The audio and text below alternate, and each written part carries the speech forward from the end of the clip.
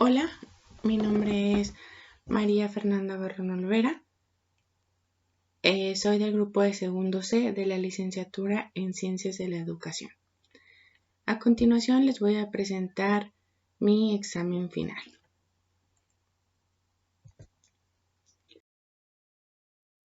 Como primer tema, vamos a ver el método clínico de Jean Piaget. Este método es empleado para comprender la evolución del razonamiento y la forma de pensar de los niños. Para aplicar este método se realizan entrevistas adaptadas para cada niño. Las respuestas se clasifican en 5 categorías: espontáneas, desencadenadas, fabuladas, no importanquista y sugerida. La espontánea es cuando la respuesta del niño ya es conocida por él mismo. Podríamos poner como un ejemplo, si tú le preguntas a un niño de qué color es el cielo, él ya sabe que es azul. Entonces la respuesta que él va a dar es azul porque ya tiene un conocimiento sobre esto. La otra es desencadenada. Son respuestas producidas después de una reflexión. Aquí es cuando le presentamos una reflexión al niño sobre cualquier tema y ya le preguntamos algo acerca de la reflexión que le acabamos de dar y él va a dar una respuesta sobre eso. La fabulada son respuestas en las que el niño responde sin reflexionar, inventando a base de sus conocimientos. Esto, por ejemplo, puedo decir, le podemos preguntar más bien, ¿de dónde viene tu papá? O ¿quién es tu papá? Y él tal vez va a decir, mi papá viene de la galaxia porque él es un superhéroe que cayó a la Tierra y se enamoró de mi mamá y nací yo. O sea, algo así, algo muy fantasioso. Como otra respuesta es la de no importanquista. Esta es cuando el niño responde cualquier cosa porque no le interesa la pregunta. Un ejemplo podría ser que, por ejemplo, le preguntamos, oye, ¿y cuántos años tienes? Y si a él no le interesa responderte, o sea, él te va a contestar, no sé. O te va a contestar otra pregunta, por ejemplo, 1, siendo que no es así. Las sugeridas son respuestas que vienen sugeridas en la pregunta. Un ejemplo podría ser que le podemos preguntar, oye, ¿verdad que sí te gustan las verduras? ¿Verdad que sí te gustan? Ese podría ser un ejemplo.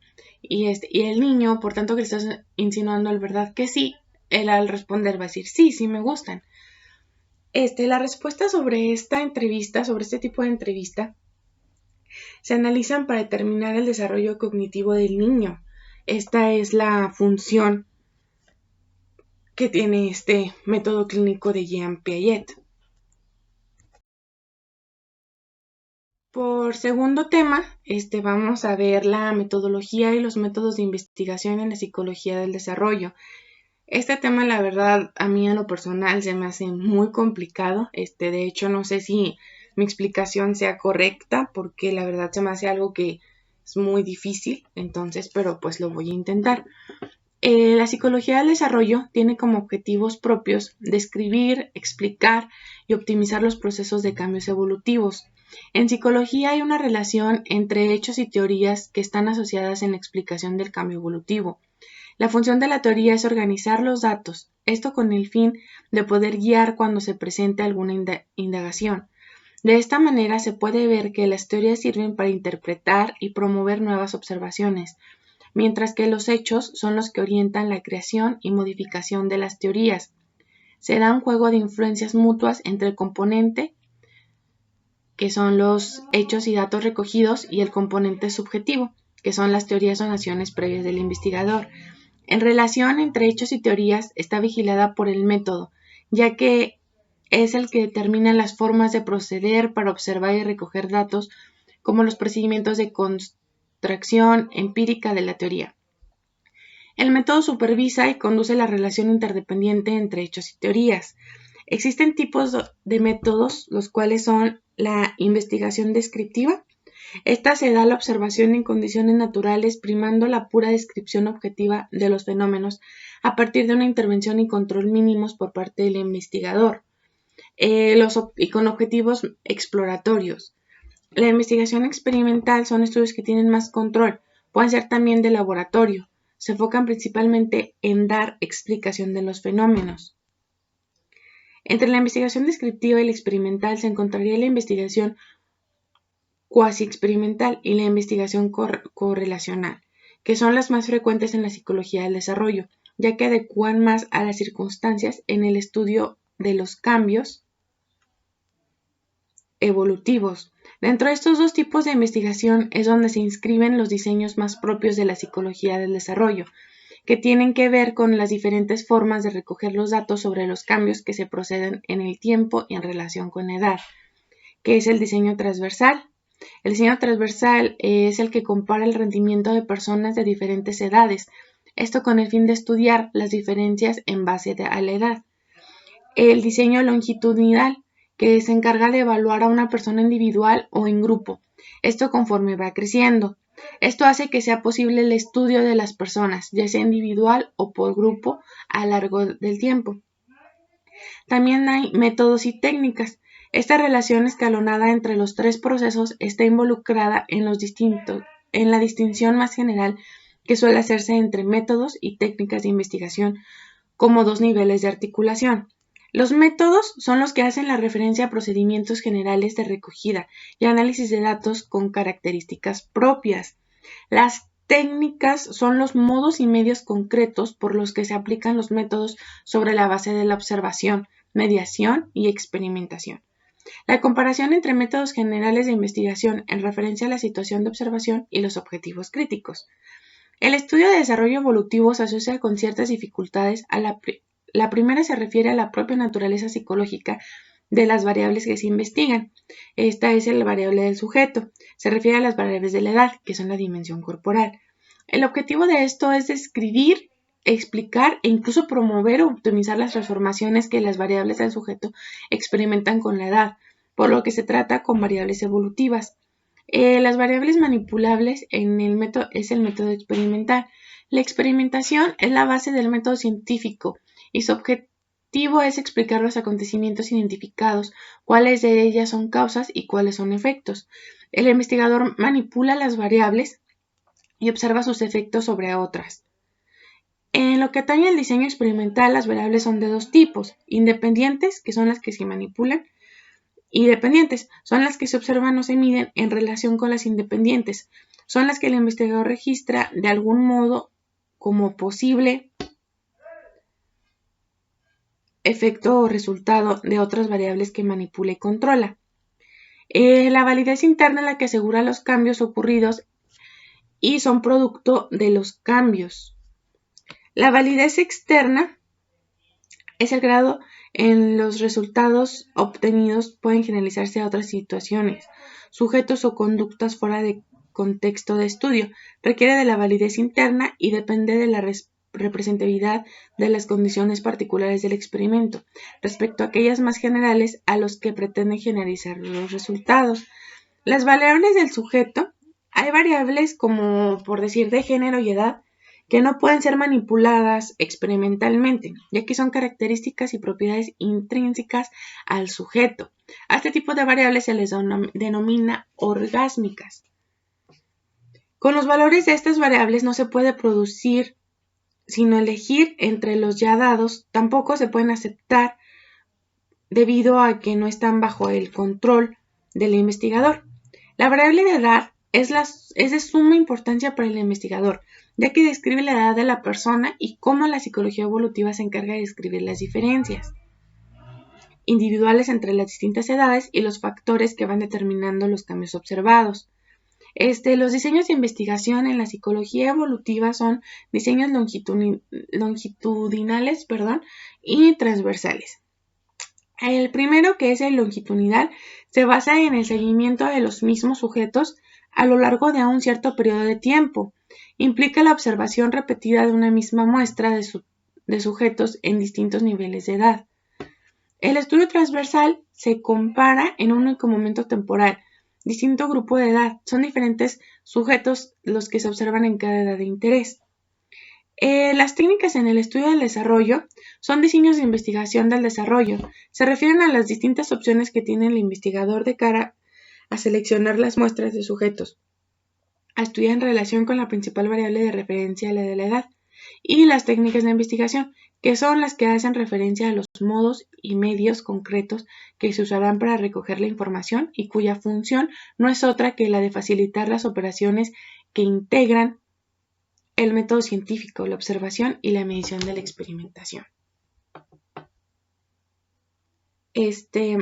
Ahora pasaremos al último tema. Como último tema, vamos a ver el desarrollo de la personalidad durante la infancia y adolescencia. Al hablar de este tema, podemos ver la importancia que tiene el promover una niñez sana para que el niño sea capaz de desarrollarse sanamente, sin perjuicios. Tal vez como adultos no le tomamos tanta importancia a esto porque creemos que no tendrá represalias, pero ahora les diré algunos factores que hay que tomar en cuenta para lograr una niñez y adolescencia sana. Los antecedentes de violencia y exclusión, estos se dan cuando, más bien, el origen de la violencia se manifiesta en la escuela desde los 8 o 10 años de edad más o menos. Entonces, si un niño sufre de violencia durante este periodo, lo más seguro es que sea un adulto violento. Si el niño sufre violencia, lo podemos caracterizar porque es rechazado por sus compañeros de clase, se lleva mal con sus profesores, él expresa una baja autoestima y tiene dificultades para concentrarse, planificar y terminar tareas. Y esto quiere decir también que lamentablemente es más propenso a abandonar prematuramente la escuela. Otro factor es el apego y seguridad.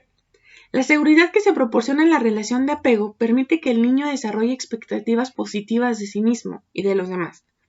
Le ayudan a aproximarse al mundo con confianza, afrontar las dificultades con eficacia, obtener la ayuda de los demás o proporcionársela. El niño se va haciendo independiente de los adultos que le inculcaron la seguridad, capacidad de adaptarse a situaciones nuevas o superar tensiones emocionales. ¿Qué hacer para superar sus problemas originados por modelos negativos? Para poder desarrollar un modelo positivo en un niño que inició un modelo negativo, es preciso proporcionar experiencia de interacción con adultos que tengan una adecuada disponibilidad psicológica, con los cuales puedan aprender a confiar en sí mismos, a predecir y expresar sus emociones sin el miedo del qué dirán, y a estructurar el comportamiento que se tendrá hacia los demás. Es muy importante proporcionar al niño o adolescente un contexto protegido, en el que pueda expresar sus problemas sin miedo ni ansiedad, y obtener la ayuda necesaria para conceptualizar adecuadamente las experiencias. Otro factor es el desarrollo de la comprensión de las emociones. Hay que enseñar a los niños a que comprendan lo que sienten. Uno es que hasta los 6 años creen que los sentimientos no se mezclan, que solo se puede tener un sentimiento en cada situación. De los 6 a los 8 años, los niños comprenden que una situación puede provocarles dos sentimientos opuestos en dos momentos distintos. Entre los 8 y 10 años, los niños descubren que se pueden sentir dos sentimientos simultáneamente cuando ambos son positivos a negativos. Y hasta los 11 años, los niños no parecen ser capaces de comprender que una misma situación puede provocarle dos situaciones al mismo tiempo. Otro factor que debemos de enseñarles a los niños es la capacidad para establecerse objetivos y esforzarse para conseguirlos. La propia eficacia es una de las características psicológicas más relevantes en la calidad de vida de los seres humanos. Dicho sentido depende la capacidad de orientar la conducta a objetivos y de esforzarse para conseguirlos, con la suficiente eficacia y presencia como para superar los obstáculos que con frecuencia se encuentran. La eficacia es aprendida a partir de las experiencias del éxito y fracaso que se han tenido a lo largo de la vida. Cuando los esfuerzos que realiza un niño para superar una tarea lo conducen al éxito, los adultos significativos para él le manifiestan reconocimiento de forma consciente y adecuada, desarrollando su capacidad para superar las dificultades que se convierten en alicientes. Otro tema que debe de tener mayor importancia en el ir forjando el desarrollo de la personalidad de la infancia es crearles una autoestima y un aprendizaje. Aquí son pocas experiencias de tanto malestar psicológico como rechazarse a uno mismo. O sea, si uno se rechaza a uno mismo, se puede decir que todo se va al precipicio.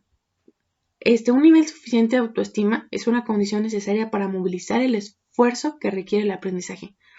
Los niños que se sentían por debajo de dicho nivel, esto quiere decir que no se aceptan a sí mismos, no tienen ninguna oportunidad de éxito y reconocimiento. Difícilmente pueden soportar dificultades o las comparaciones que se producen en situaciones de aprendizaje. Es preciso desarrollar de forma prioritaria niveles altos de éxito y aceptación personal. Pero también, como lo decía yo en clase, también no vamos a crearles una autoestima muy alta porque vamos a crear niños con un ego inalcanzable, o sea, niños que hasta van a tener la capacidad de sobajar a sus demás compañeros, y ese no es la idea. O sea, la idea es crear niños que sean capaces de creer en ellos mismos, y con esto que vamos a obtener, que cuando pasen a la vida de la adolescencia, esos niños creen en ellos mismos y es más fácil para ellos, como le mencionaba anteriormente, salir de los problemas que se les presenten. Entonces, por eso es muy, muy, muy importante tener una buena infancia, inculcar una buena infancia al niño, para que cuando crezca en la adolescencia, cuando pase a la adolescencia, no haya problemas y sea capaz de pasar a la vida adulta sano y con la capacidad de creer en él mismo y de poder socializar con las demás personas sin ningún problema. Bueno, por mi parte es todo. Espero, profe, que me haya sido un poquito entendible. La verdad, el segundo tema sí me pareció muy complicado y de hecho hasta ahorita, o sea, sigo un poquito, pues no sé, con signo de interrogación, pero pues fue lo que comprendí. Gracias.